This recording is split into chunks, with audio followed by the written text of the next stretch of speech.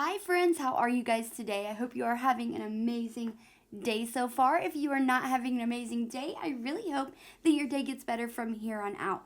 So today we are going to talk about Marilyn Manson and his lawsuit that he filed against Evan Rachel Wood. Now this is like really big news because about a year ago I did a couple of videos on this topic and I will link them down in the description box below. But Evan Rachel Wood came out and said that Marilyn Manson was her abuser and she did all these things and all this interviews, and then she actually just recently made a documentary. And Marilyn Manson came out on his Instagram and said, it's not true, but that's all he said. He never said anything. He was fired from, he was let go of his record label. He was let go of the Creep Show episodes he was supposed to do and another movie, I forget. But he lost a lot of stuff. And he just kept quiet for about a year. But now he is firing back with a defamation lawsuit against Evan Rachel Wood. Now, this is going to be really, really interesting. I cannot wait to read this. I actually waited to read it for the first time with you guys, so this will be my first reaction to this. So I am pretty interested in reading this. Now, my personal opinion on this, I wasn't really sure. If you want to go back and watch my videos, my opinion's still the same. I wasn't sure who to believe. There was a lot of stuff that wasn't adding up with all these women's stories. They all sounded pretty odd, and then there was rumors that Evan Rachel Wood was actually seeking out any individuals that had anything to do with Marilyn Manson and trying to get them to help her in this and say that they were also hurt by him. But apparently, Manson's been doing his homework for the past year. He has been on it, and it's not looking good. So why don't you guys sit back, relax, get a drink, whatever, put your feet up, and let's go through these documents together.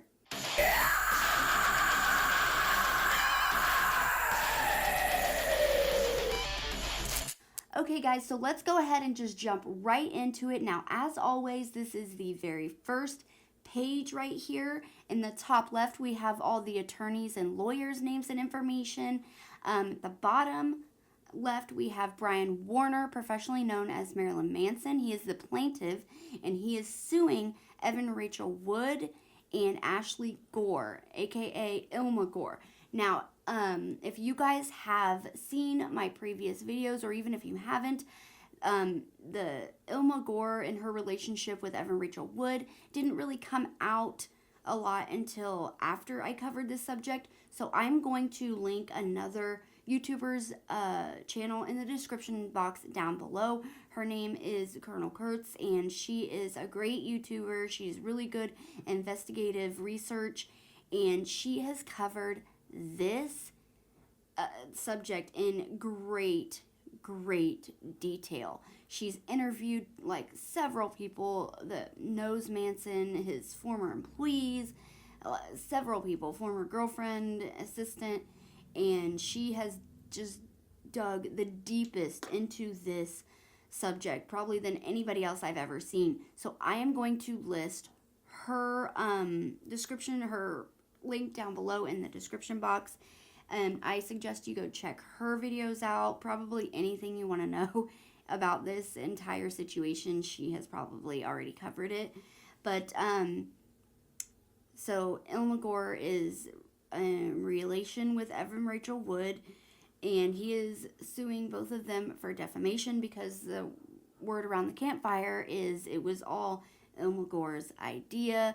She was the one who kind of put this idea in Evan Rachel Wood's head, and they kind of came up with it together, and Ilma Gore really pushed it, and she's the one who intimidated or maybe sent out that FBI letter. We'll get into all that later. But it says complaint, intentional infliction of emotional distress, defamation per se, violation of the Comprehensive Computer Data and Access Fraud Act, and 4, impersonation over the internet. Now, that is a big thing as well, because what they say is Ilma Gore and Evan Rachel Wood were impersonating FBI agents over the internet and trying to get Manson's former partners to get in on their setup, I guess, is what you would call it. And actually, seriously, like handing out scripts to these people and everything, telling them what to say. Now, that is just the rumor for now. It can't be proven, so that's just what is being said. So let's go ahead and get started. Now, like I said, I have not read these documents yet. I waited to read them first with you guys, and I'm just super interested. So let's just dive right into it, you guys. Okay, introduction. This action arises from the wrongful and illegal acts done in furtherance of a conspiracy by the defendant Evan Rachel Wood and her on-again, off-again romantic partner, defendant Ashley Gore, aka Ilma Gore, to publicly cast plaintiff Brian Warner, professionally known as Marilyn Manson, as a rapist and abuser, a malicious falsehood that has derailed Warner's successful music, TV, and film career. Wood was in a serious romantic relationship with Brian, or Manson, I'll just call him Manson, from 2006 to 2010, during which time she soaked up the spirited rock and roll lifestyle that came with being Manson's significant other. For the first time, this is a quote from Evan Rachel Wood. For the first time, I really feel like I'm around somebody in an environment where I can just let go and not worry about being judged. She was, quote, craving danger and excitement, and she would later explain, quote, being with Manson put my creativity into overdrive, end quote. Despite Manson's public shock rocker persona, they had, in Wood's words, a healthy, loving relationship. This is who I am. This is who I've always wanted to be. And I'm finally with someone who lets me be who I want to be, end quote. Now, that was a quote from Evan Rachel Wood. In the 10 years after they split, Wood never once accused Manson of abuse. That is, until she met Ilma Gore, a grifter who understood that an organized attack on Manson, spearheaded by Evan Rachel Wood's own fabricated revelation of rape and abuse, could benefit them both. With Ilma Gore's help, Evan could be rebranded from someone who, quote, still might be best known for dating Manson a decade ago, end quote, into an outspoken standard barrier for victims of domestic violence. Okay, so the the document was cut off here, but I have done a lot of research, and basically Ilma Gore is like an outspoken free women's rights activist, female activist, and she's against domestic violence and all these type of things. And those are all the things that Evan Rachel Wood actually stands for now. She stands for victims. She stands up for victims' rights, women's rights. And she actually went and spoke to Congress and got a bill passed. Like, she's really been, if you want to look at it this way, it does look like she has rebranded herself into this different kind of person. And from what they are saying that Ilma Gore is the one who was putting this idea in Evan's head that she will always be best known as Manson's ex-girlfriend. She'll never be known more for her acting or her talent on camera and her abilities in acting and all that. She won't be known for that. She'll best be known always as Manson's ex-girlfriend, ex-fiance. So she convinced her of this, supposedly. I mean, this is just the rumor. She supposedly convinced Evan of that, and then I don't know if Ilma's the one who came up with this, they came up with it together, I'm not sure, but then they decided that she will completely rebrand and reshape herself. But by doing that, if she wants to rebrand and reshape herself as a domestic violence advocate and women's rights and a feminist and all that, then she has to do something drastic to kind of, what would I say, excuse her relationship with Manson. Almost like as she is embarrassed of it, she has to have a reason why she was with him in the past. But they are saying that they conspired to do this to not only bring Manson down, but to rebrand herself as this, like, amazing, can do no wrong, angelic figure for women. So that is what they are saying. That's not what I'm saying. That's what they are saying. So let's continue. To that end, for at least 2 years, Gore and Wood have secretly recruited, coordinated, and pressured prospective accusers to emerge simultaneously with allegations of rape and abuse against Manson, and brazenly claim that it took 10 or more years to realize their consensual relationship with Manson were supposedly abusive. Evan and Ilma's wrongful conduct in furtherance of their conspiracy is staggering. They impersonated an actual agent of Federal Bureau of Investigation by forging and distributing a fictitious letter from the agent to create the false appearance that Manson's alleged victims and their families were in danger, and that there was a federal crime investigation of Manson that was ongoing, which was just not true. So they are saying that they have this letter, they have the evidence. Now, when I was doing this research and I covered this topic about a year ago, I remember how one of the women came out and said that Evan Rachel Wood recruited her, and she talked to her and she tried to get her to basically read this script and go along with every single thing that Evan told this woman to do. Now, I do remember that. So that made everybody think, okay, why is she contacting every one of Manson's exes and trying to get them to say the same allegations as her, I guess, even if there was no allegations. So I do remember that, but I didn't know that they were actually impersonating an FBI agent and sending out these, like, scary letters to these victims and saying that they needed to stand up and say something. That's just crazy. That's crazy. They then provided checklists and scripts to prospective accusers, listing the specific alleged acts of abuse that they should claim against Manson.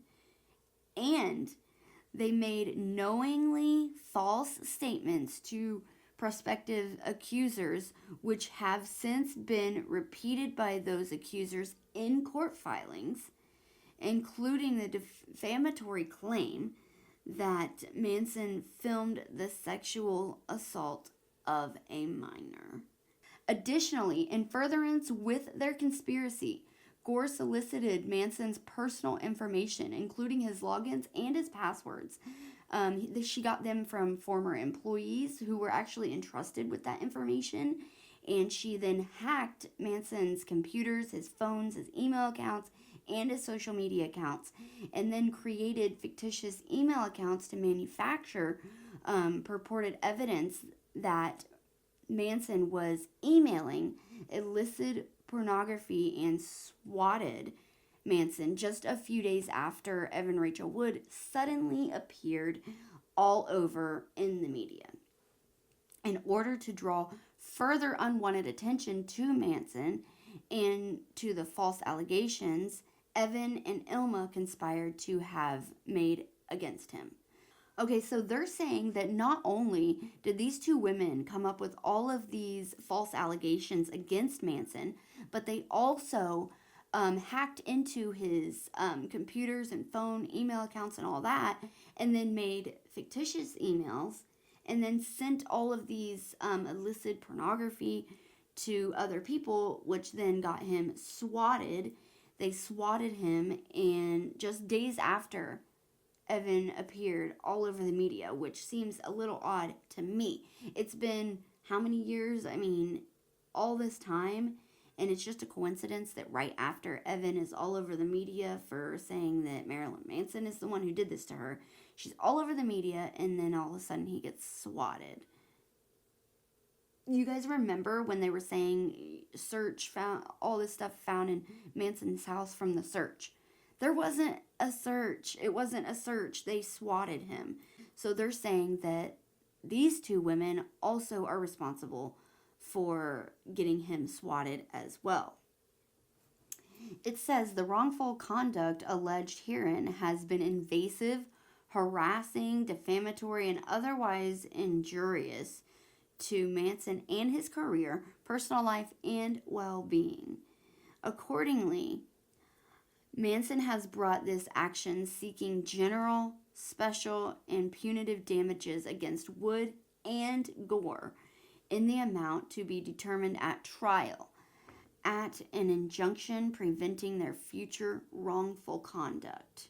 Now, if you really think about it, unfortunately, because of his persona, Manson would be the perfect person to do this stuff to. That's really sad, but he would be. And let's go ahead and get to the factual allegations. Now, this is probably where it's going to get interesting. Now, it says Wood is a film and TV actress. She and Manson, a musician, writer, filmmaker, and visual artist known professionally as Marilyn Manson, were in a romantic relationship from approximately 2006 to 2010.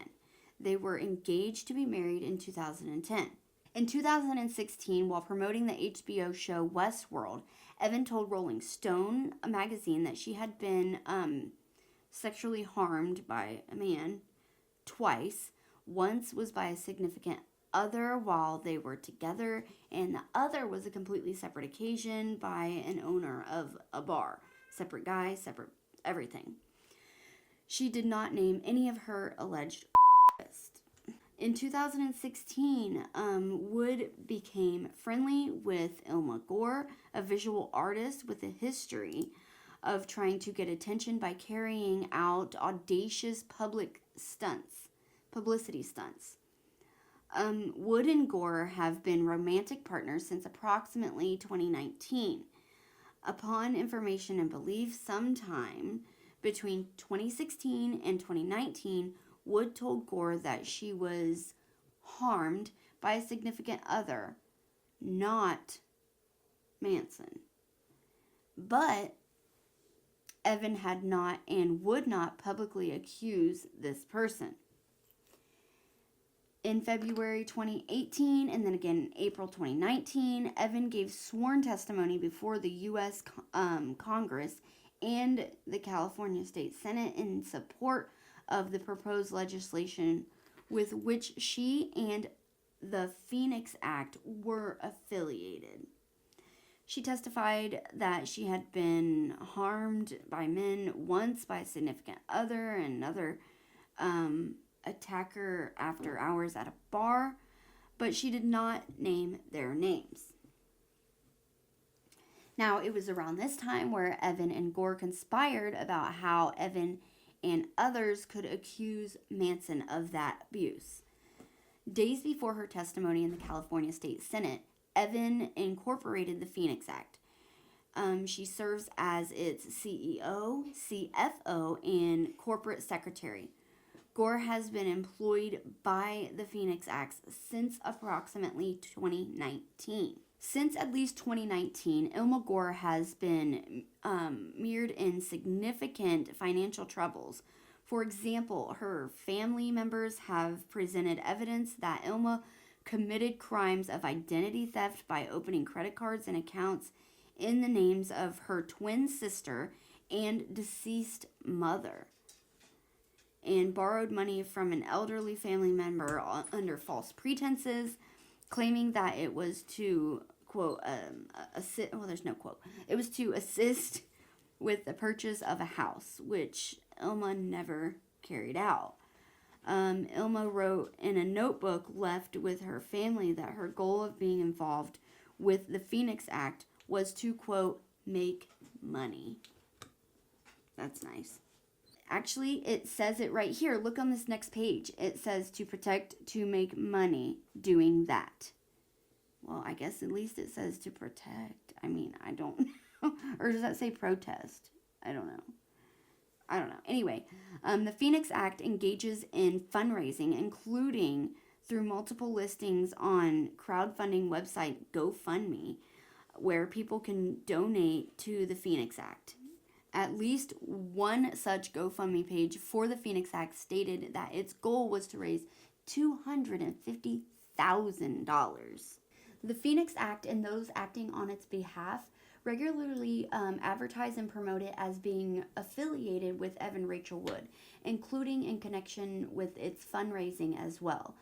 The Phoenix Act describes itself as a savior-led nonprofit created by Evan Rachel Wood that works to end the cycle of domestic violence through organizing and passing legislations across the country.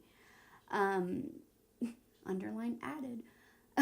The Phoenix Act is seldom discussed online or in the press without reference to Evan Rachel Wood.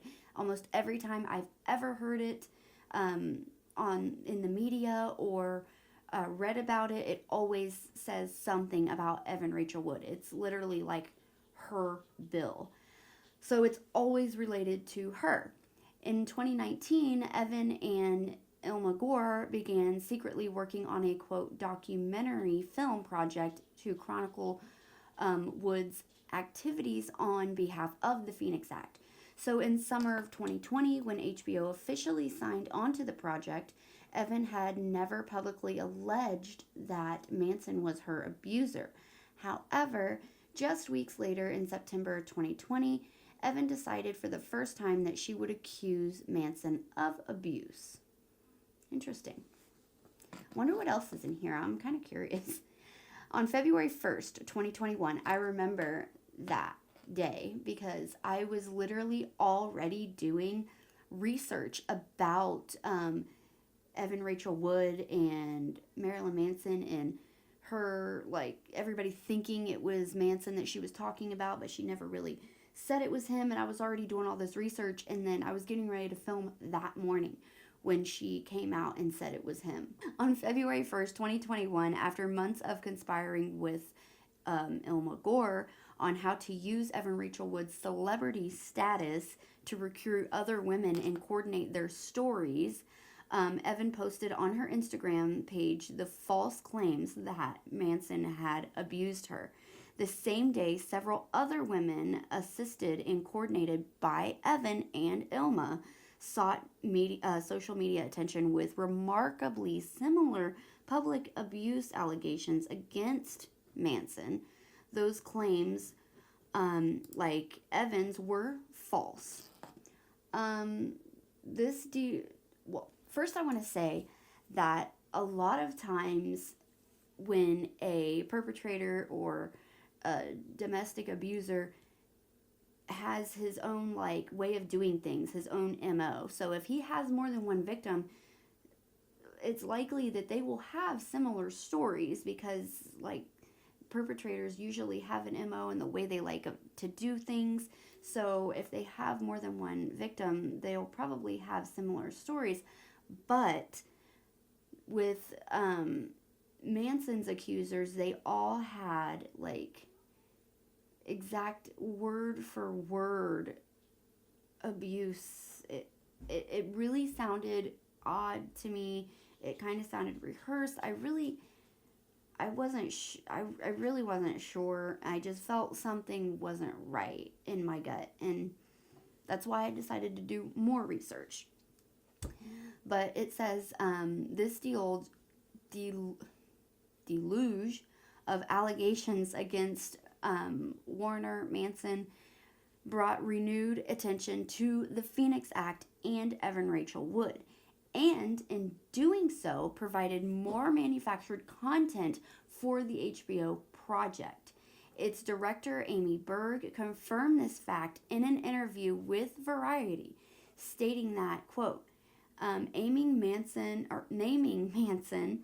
obviously created a lot more story for us. It became a 2-part film in the edit bay. On or around January 12th, 2022, it was announced that part 1 of the project, titled Phoenix Rising, would premiere on the Sundance Film Festival in January 2022, and that both parts would air on HBO in March 2022. Predictably, both Wood and Gore are prominently featured and heroically depicted in the documentary. I actually have not seen that documentary. I've heard a lot about it. I've heard some pretty nasty things. It was on a certain streaming site. I don't know if it was called like Petrie or Peacock or something like that. I can't remember what it was called. But they featured it on there. I haven't seen it, but I heard that Evan Rachel Wood said some pretty nasty things, like along the lines of, oh, well, he's not a man anymore, talking about Manson. I'm like, and she just had this real weird, nasty look on her face. I mean, I saw that little clip.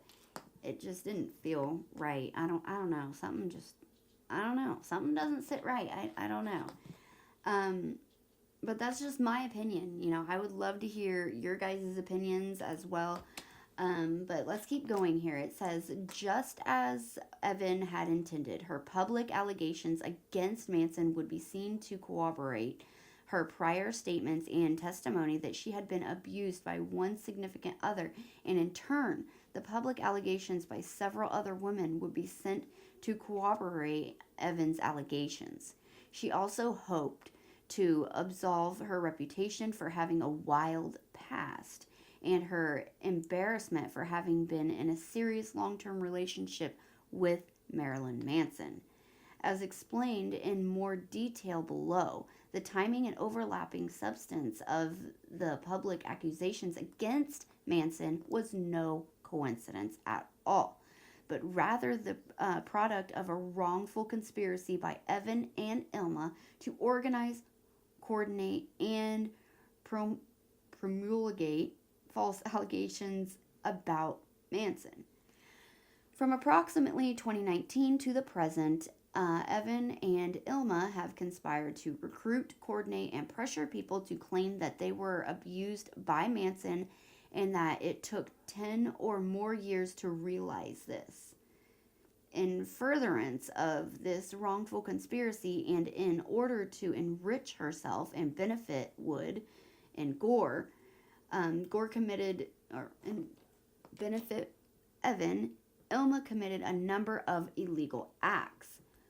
Evan acted in furtherance of the conspiracy and aided and abetted Ilma's unlawful conduct. Now, I do want to say another thing. When victims are abused, they all have different ways of coping with that. And some people know, like, as it's happening, that they're being abused. Some people are just so broken down and brainwashed, it takes them years to realize what is actually happening to them is wrong. So it takes them a long time to realize this. So some people know right away, some people, it takes them years. It was kind of weird to me that almost all of the victims said that it took them almost 10 years to realize.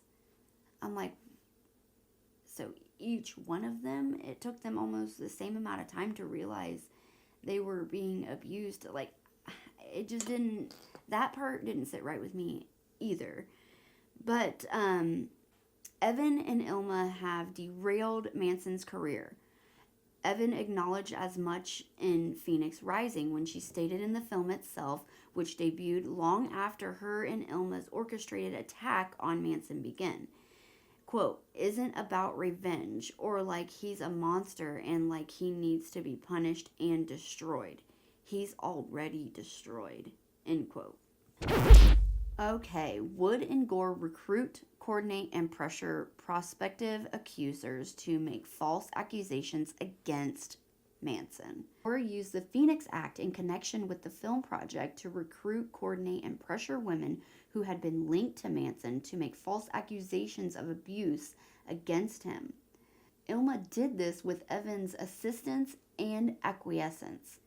Together, Evan and Ilma coordinated allegations and devised the specific buzzwords, phrases, and talking points that prospective accusers would use when they gave interviews or posted their stories on social media, and organized meetings where prospective accusers were encouraged to align their stories and believe not only that their decade-old consensual encounters with Manson were abusive, but also, as multiple accusers have stated publicly, that the alleged abuse caused them to repress their memories for 10 or more years. Now, that's another thing that I said was very, very odd. Like I said, it took them 10 years to realize. Now, they're saying they repressed these memories for over 10 years. Like, they repressed them and they believed that they were consensual, but they really weren't. So, I mean, were they just making these girls, like, come out with these false accusations? Or were they actually, like, brainwashing them and making them think they really were abused? That is very, very dangerous territory. And I'm not sure, but, of course, everything is alleged. Like, did they even do this? Or were they really abused? I mean, but that's dangerous territory, man. I wouldn't want to touch that one. Ilma solicited prospective accusers by phone, text message, email, and or social media with messages such as the following. Now, this is one of the messages that they sent out to one of the women that used to be involved with Manson. This message says, "Hey, I know this is a strange way to reach out, but my name is Ilma. I work with the Phoenix Act. I run it alongside Evan Rachel Wood. We were organizing a group of people to meet up in Los Angeles and Zoom or Skype in to talk about experience they had that might be similar to yours. I'm not sure that you would be interested in participating. You aren't obligated to speak. If you wanted to listen in, that would be fine. It's a small group and you are personally invited. If you wanted to know more first, I would be happy to jump on the phone or email more details. Best, Ilma." So, even like over a year ago, when I made these videos about this going on, I remember like hearing and when I was doing my research and stuff and talking to people, I remember hearing that Evan Rachel Wood was writing emails to anyone and everyone, female-wise, that had any kind of connection with Manson, and she was trying to like get everybody she can like on her side, in which that right there, it would blow this entire case out of the water if this was a criminal investigation. If this was actually a criminal trial and going to court, this right here, the fact that the victim and or her partner was emailing and reaching out to anyone and everyone who they believed had a romantic relationship with their abuser, and they tried to talk to them about it and tried to make them come forward, the defense would just tear that to shreds. That would probably throw the whole case out, because then you can't trust that anyone who came forward with their story was organic at all. Like, you would think that it, like, well, wait, they came forward after they got a message from you. So was it really in their words? Did you convince them? Did you brainwash them? Did you pay them? Like, anything. You never know. So, like, I don't know. That, if this was a criminal trial, which it's not, it's a defamation case, which is way harder, but if that was a criminal trial, they would have threw it out right there. In my opinion. I mean, I'm not a lawyer, but I like Law and Order. I mean, I know some about law. I'm like a law nerd, but I'm not a lawyer. I don't know. It's weird. I know, guys. I'm dork. Anyways, Ilma used her proximity to Evan to attract and pressure potential accusers. She bragged to them that she was close with Evan Rachel Wood and was acting on behalf of the Phoenix Act, which she ran alongside Evan. Ilma wooed potential accusers by claiming that she wanted them to organize the Phoenix Act coalition and were personally invited to participate in small groups with Evan Rachel Wood. The clear implication was that potential accusers could also be close to Evan, a famous actress, if they participated and agreed to be featured in Evan's film. These meetings, which provided a forum to coordinate allegations, were filmed for the Phoenix Rising documentary. Ilma further enticed potential accusers to allege abuse by suggesting that she was already amassing evidence for a claimed ongoing criminal investigation of Manson, and that her efforts would lead to Manson's arrest. Ilma planned that in addition to filming the small group sessions with Evan and the recruited accusers, the film crew would also record Ilma and or Evan dropping their evidence off to law enforcement and Manson's anticipated arrest. Ilma and others working on the film with her were also repeatedly referenced a claimed ongoing criminal investigation to intimidate potential accusers, including by suggesting both directly and by implication that if they did not participate, they could be in danger and security would not be provided for them and their families. That is shitty. Okay? That is ridiculous. So you're basically lying. According to this lawsuit, if everything in this is completely correct, basically they are recruiting all of these people and forcing them almost to be accusers alongside them, and they are already telling them there's an ongoing criminal investigation with Manson, and he's going to be arrested soon. So, you should participate in this. And they're pressuring these women to participate and come forward by saying that there's already a criminal investigation when there wasn't. They also told these women that if you didn't basically go along with this and not really testify because it's not court, but if you didn't come out with your accusations and you didn't blah blah blah, then you could be in danger. And if you don't be on our side and say what we want you to say, we're not going to offer security for you and your family, and you're going to be in danger.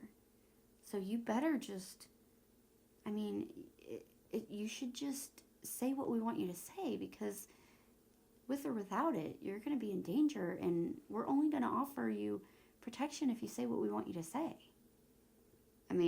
That's what it sounds like to me, and that's pretty shitty. As further evidence of wrongful coordination, Ilma provided prospective accusers with a checklist of 21 fabricated acts of abuse to ensure that their public claims against Manson would mirror each other and create the fake perception of a pattern of wrongful conduct. Ooh. That's bad. That's bad, ladies. Shouldn't have done that because, like I said earlier, if this was a criminal trial, shit would have went out the window immediately.